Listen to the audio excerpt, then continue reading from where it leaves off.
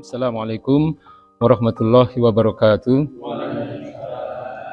Hari ini terkait dengan 10 hari terakhir di bulan Ramadan tahun ini, sedikit mungkin yang bisa Al-Fakir sampaikan adalah bagaimana meneladani beliau dalam 10 hari terakhir di bulan-bulan Ramadan.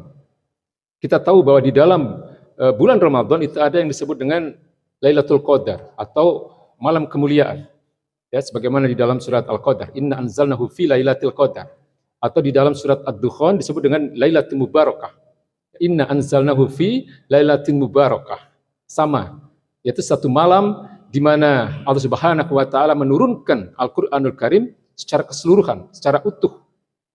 Yang terjadi pada satu malam yang disebut dengan Lailatul Qadar atau Lailatul Mubarakah tadi, yang di dalam banyak hadis sahih disebutkan itu ada di malam-malam terakhir di bulan-bulan Ramadan, khususnya adalah di malam-malam ganjil. Ya.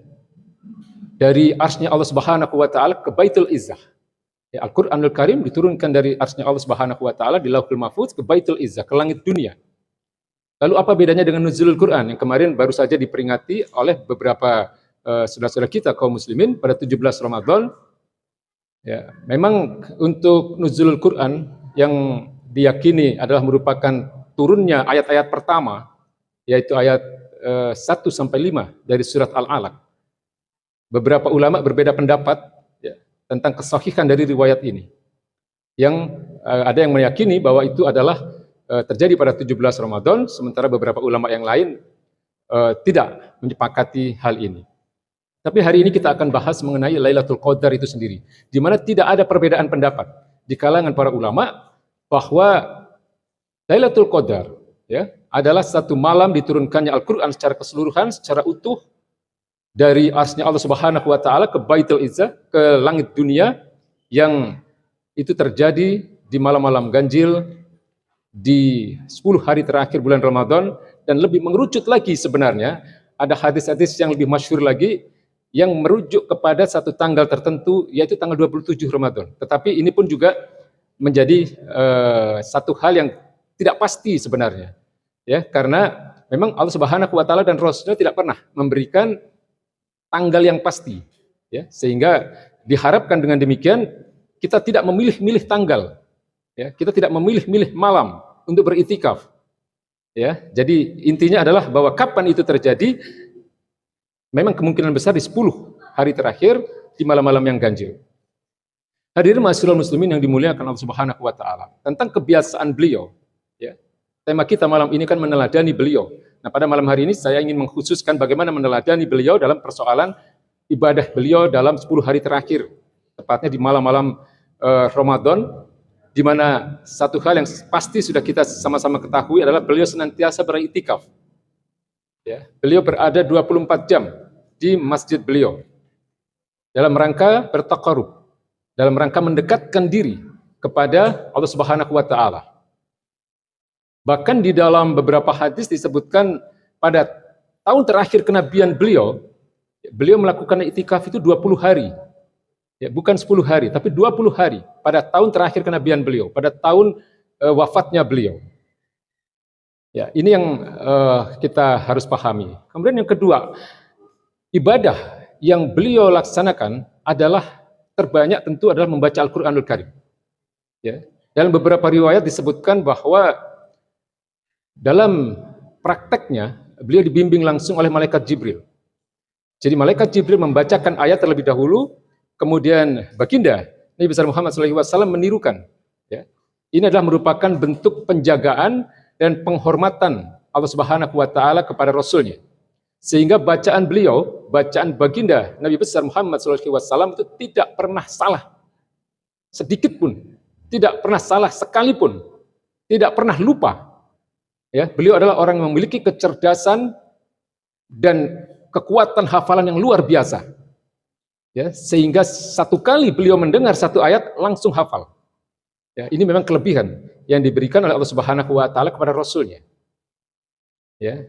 Nah, kita yang bacaan kita belum tentu benar, ya, tajwidnya mungkin panjang pendeknya juga masih sering tidak tepat, makhrajnya juga mungkin kurang pas, ya. Nah, tentu menjadi satu kewajiban bagi kita untuk meneladani beliau, upayakan untuk tidak lepas dari Al-Qur'anul Karim.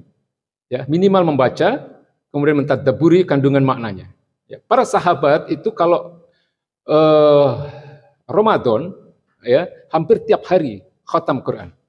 Ya, generasi salafus soleh, ya, para sahabat, para tabi'in dan para tabi'ut tabi'in itu di hari-hari biasa di luar Ramadan mereka bisa sebulan atau sepekan sekali khatam Quran. Ya, tetapi di bulan Ramadan setiap hari mereka khatam Quran. Bahkan Imam Syafi'i yang di bulan-bulan yang lain beliau biasanya adalah satu hari khatam Quran, pada bulan Ramadan beliau satu hari itu bisa 2 kali khatam Quran.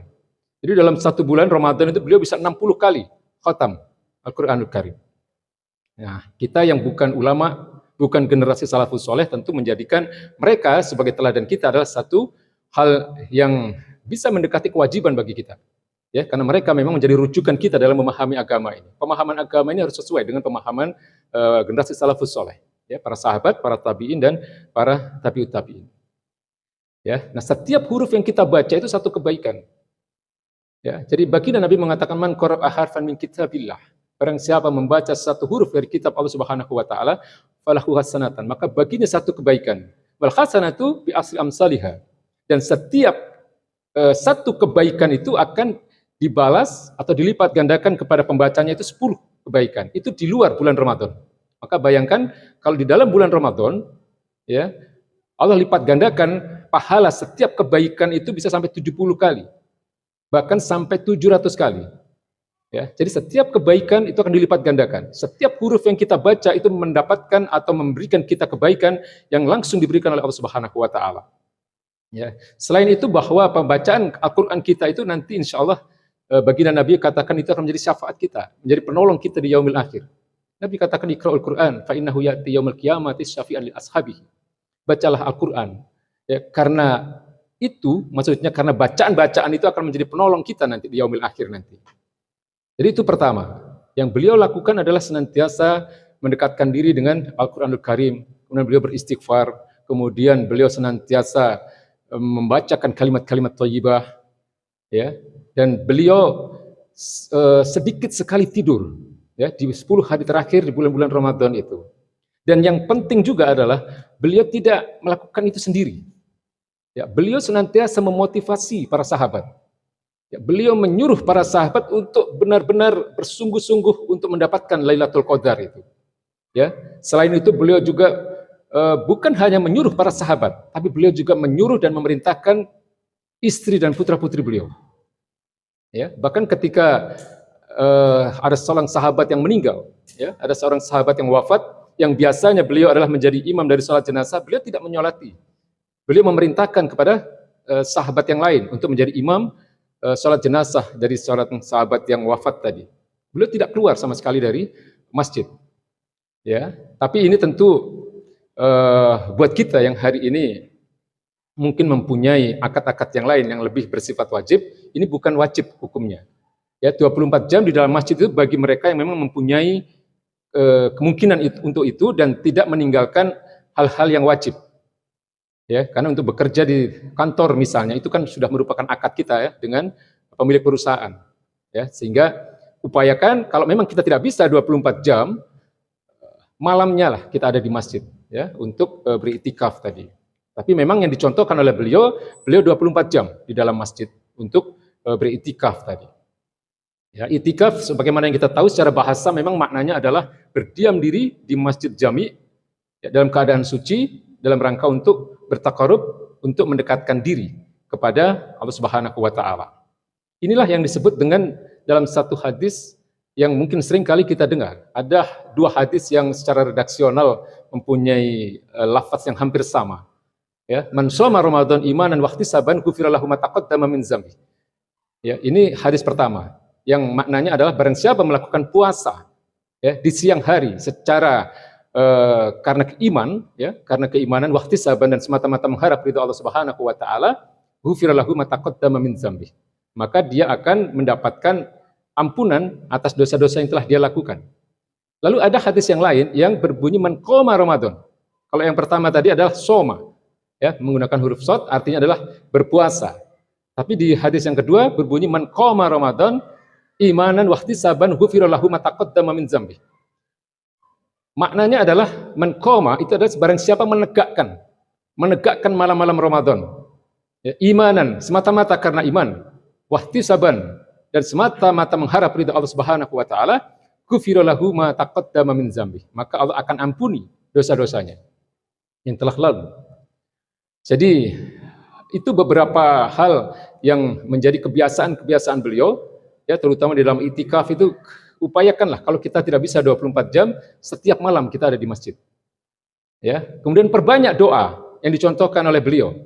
Suatu ketika Siti Aisyah radhiyallahu anha, Ummul Mukminin, beliau bertanya kepada baginda Nabi, "Ya Rasulullah, seandainya malam ini aku tahu bahwa ini adalah malam kemuliaan atau Lailatul Qadar itu, maka doa apa yang sebaiknya aku mohonkan kepada Allah Subhanahu wa taala?" Karena Nabi memberikan satu doa yang mungkin sudah populer dan kita sudah sama-sama tahu, perbanyak kalimat ini. Ya, perbanyak kalimat ini. Allahumma innaka afuwun karim, tuhibbul afwa fa'fu anni. Ini doa yang kalau bisa setiap malam, setiap selesai sholat. Ya, bukan hanya di 10 hari terakhir sebenarnya, sejak awal Ramadan. Ya, doa ini jangan sampai lepas, Pak. Ya, di setiap selesai sholat 5 waktu, ya terutama nanti di itikaf itu perbanyak doa ini. Allahumma innaka afuwun karim, tuhibbul afwa fa'fu anni. Kalau bersama-sama keluarga misalnya, ya Allahumma innaka afuwun karim, tuhibbul afwa fa'fu anna. Ya, jadi itu beberapa hal yang bisa kami sampaikan.